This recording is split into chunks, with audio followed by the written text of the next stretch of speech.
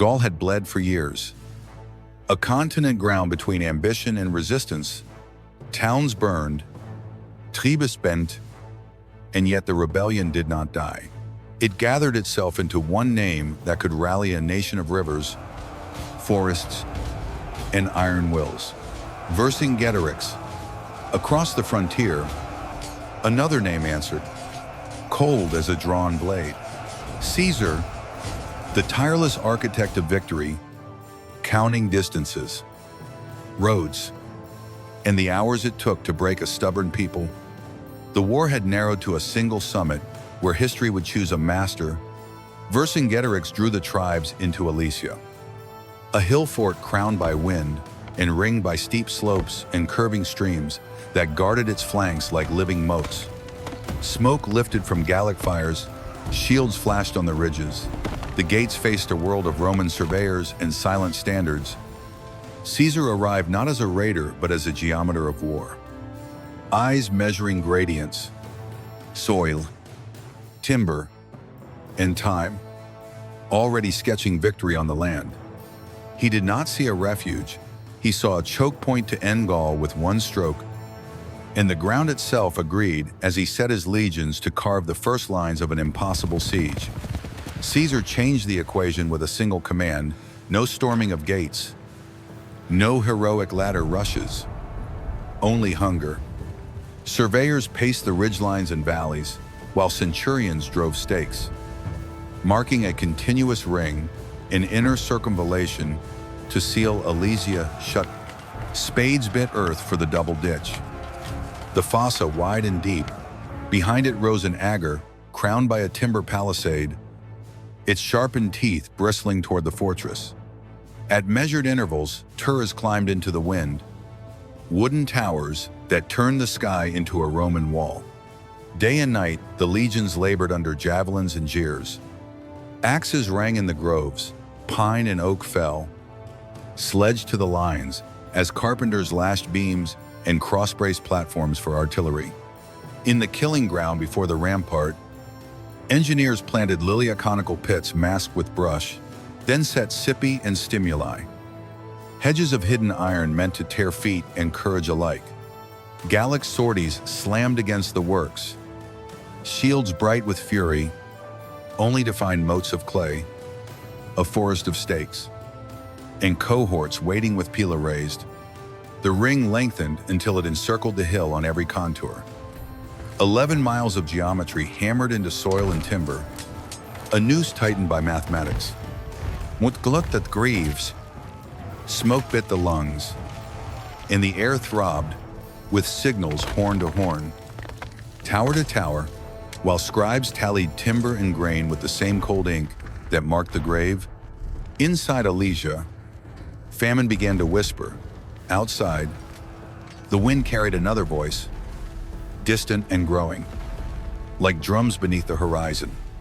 Caesar heard it, measured it, and felt the earth itself advise a second wall, a line not for the besieged within, but for the storm gathering without.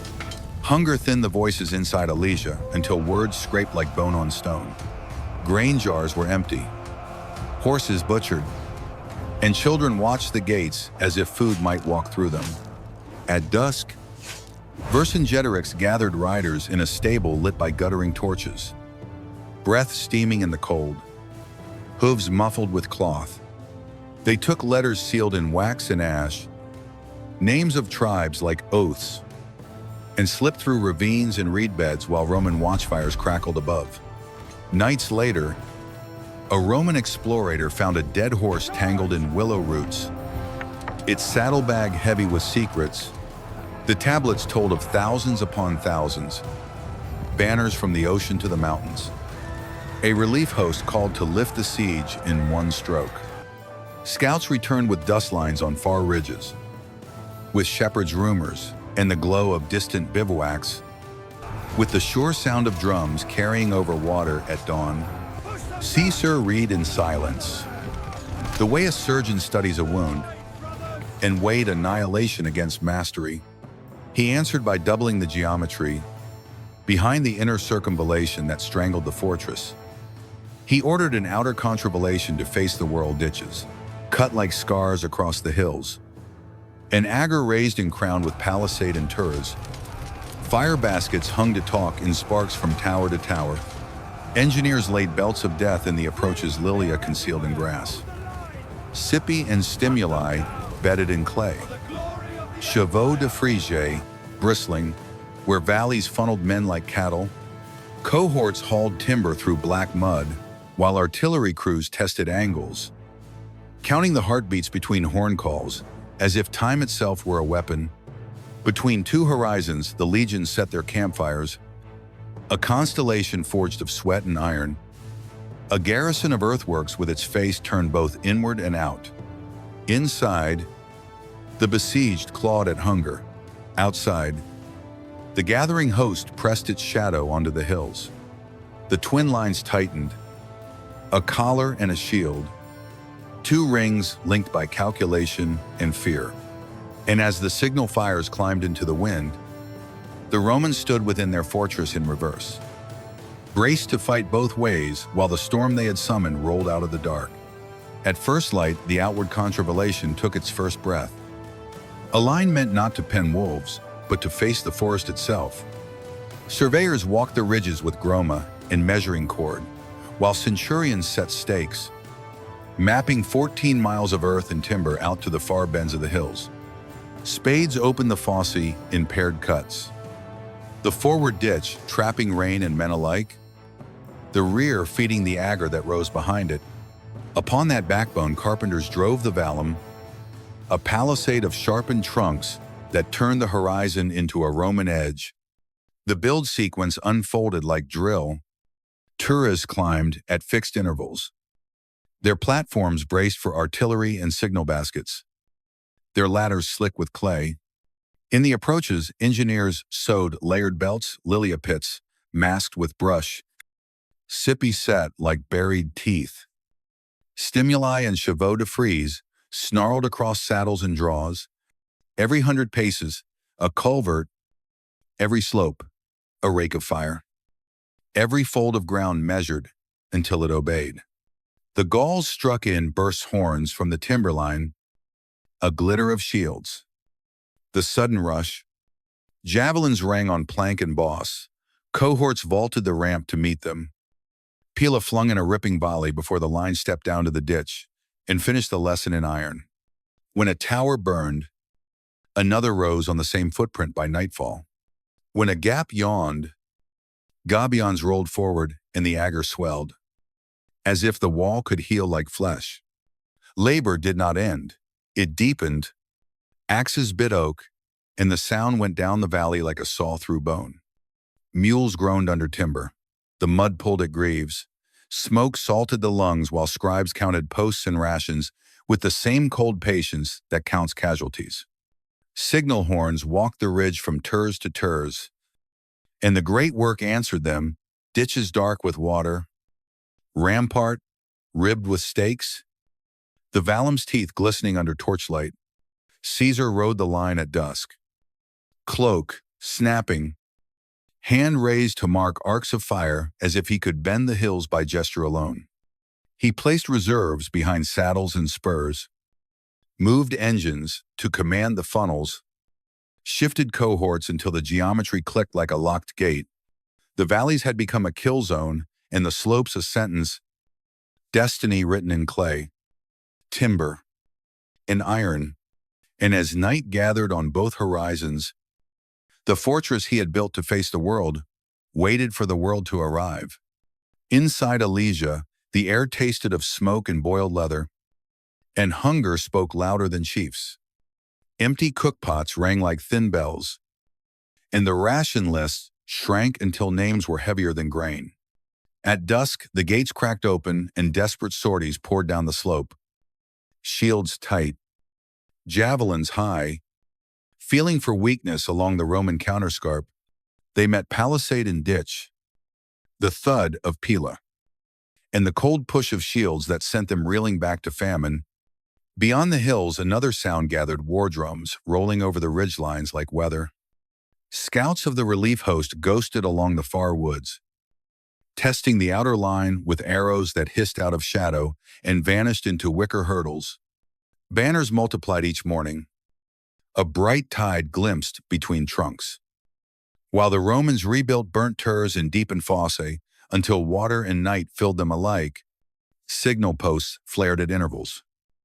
Baskets of fire, speaking in sparks from tower to tower, as if the sky itself had learned Latin. Between the two walls, the legions lived by the clock and the ledger. Cohorts rotated from the inner rim to the outer. Shields whitened by frost at dawn and blackened by soot at dusk. Their breath silvering the air, while quartermasters counted barley and vinegar as if numbers could hold a line. Mule trains creaked through muddy lanes, delivering stakes, stones, and scant rations to posts where men learned to sleep standing. Counter sorties struck like hammers, short, brutal moves to break ladders. Top le mantelet. Seized prisoners who could name the valleys filling with warriors. Pressure made a shape the eye could see. The inner rampart thrummed with the heartbeat of a starving city. The outer contravallation flexed against arrows and probing charges. In the middle, Caesar's camp was a compass that refused to spin. Reports piled beside maps, pricked with pins. And the night wind carried news from both horizons, children crying behind Alesia's gates. Horns, answering horns from the forest. Iron discipline held the geometry together, while attrition gnawed at the edges.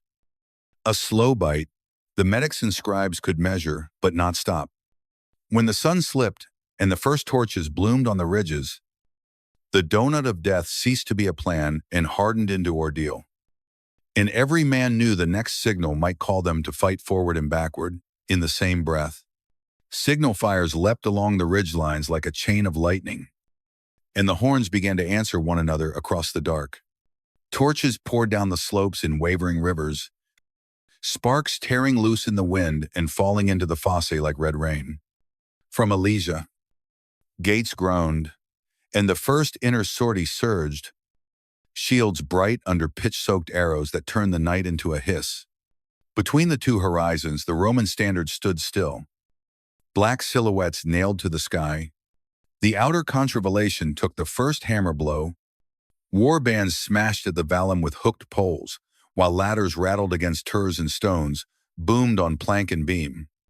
Flaming bundles arced over the agger and burst on wicker screens. The ditch boiled with men wading waist, deep through mud and steel. Trumpets called cohorts forward in measured notes, and Pila lifted like a field of thorns before the volley fell. Inside the ring, the circumvallation writhed. Vercingetorix's sortie hit at 3 points at once, testing blind corners, dragging mantlets toward the counterscarp, while slingers scythed sparks from crenels. A tower's platform collapsed in a shower of embers, and the defenders on the walkway stepped into the smoke as if onto a bridge of ash.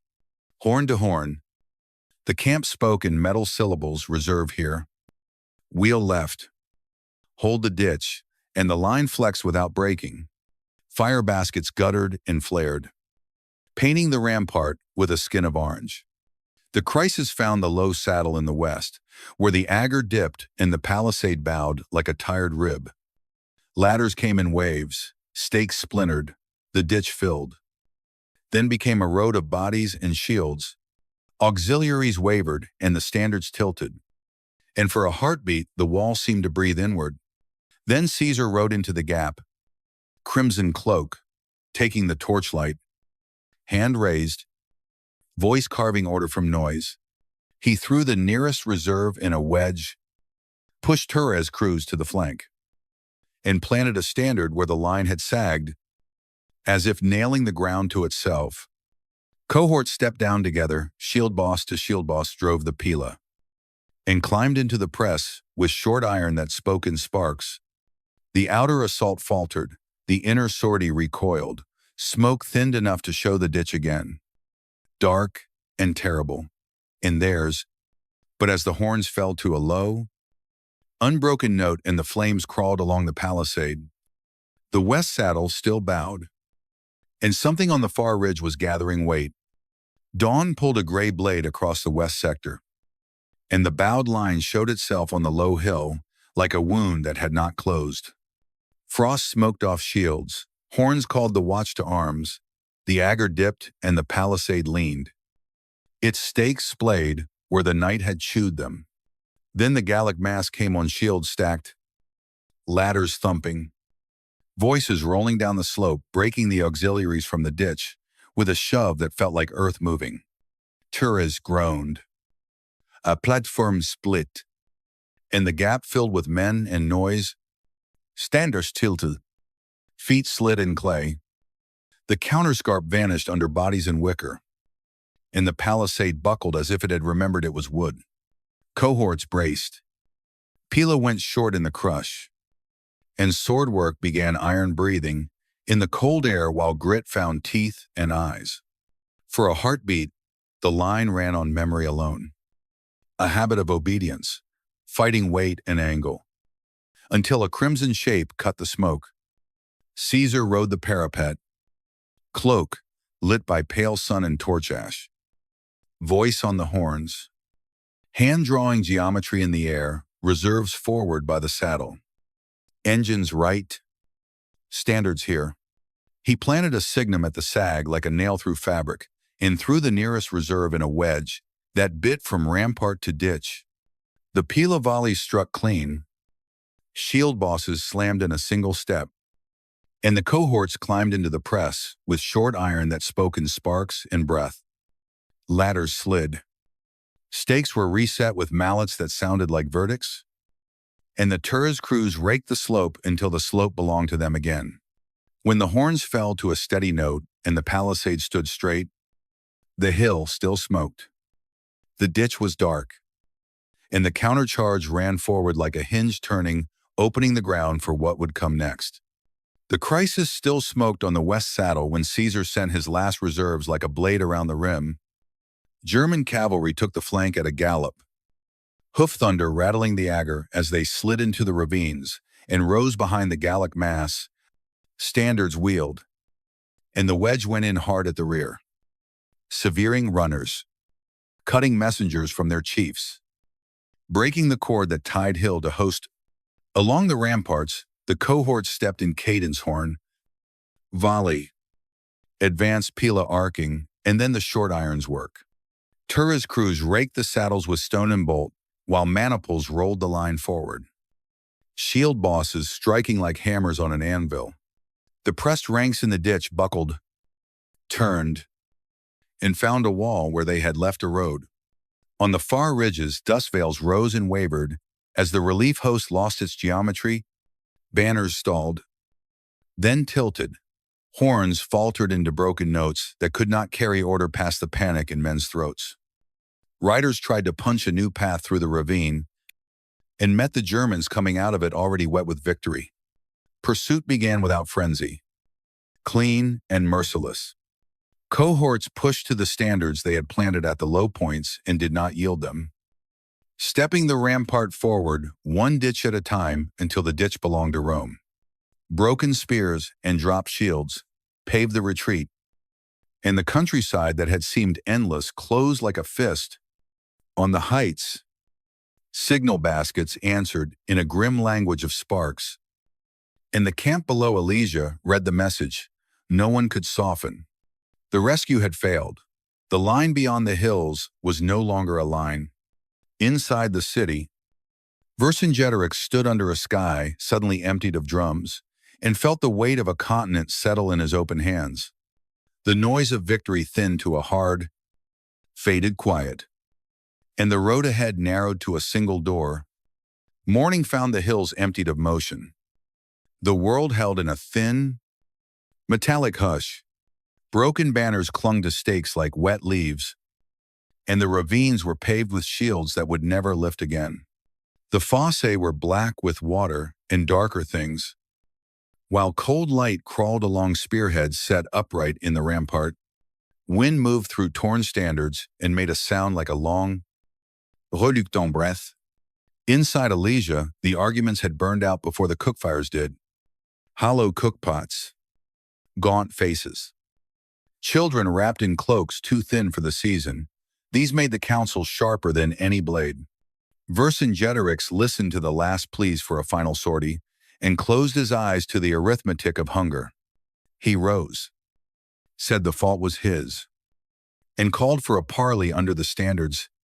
He rode alone to the Roman lines with only an escort to mark the ritual, hoofbeats slow over mud that swallowed each step. At the tribunal, he dismounted, set his weapons down, and laid his cloak beside them, a king arranging the end of a kingdom with his own hands. Custody followed clean, oficial, irreversible, as the legions watched without voice and the hills offered no reply. When he bowed his head and surrendered, the hinge of the war turned dangerous, and Gauls swung shoot behind him. Alesia rendered its verdict with the calm of iron. 1 battle, 2 walls, 3 armies, and a continent decided. For Gaul, the fall of Vercingetorix was the last breath of a free chorus.